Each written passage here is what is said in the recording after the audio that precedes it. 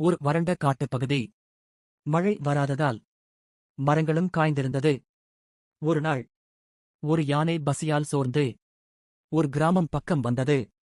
அங்கிருந்த ஒரு மனிதன் தன் வீட்டின் பின்புறம் வைத்திருந்த ஒரே ஒரு பலாப்பழத்தை பார்த்தான்.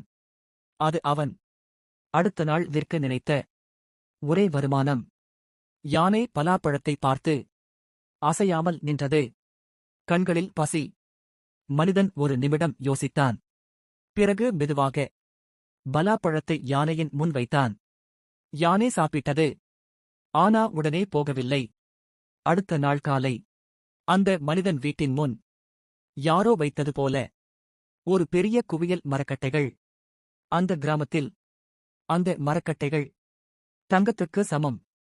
தூரத்தில் அந்த யானை மெதுவாக திரும்பி பார்த்து காட்டுக்குள் மறைந்தது. கருத்து இழந்தது போல தோன்றும் ஒன்று சில நேரம் வாழ்க்கையை மாற்றி தரும்.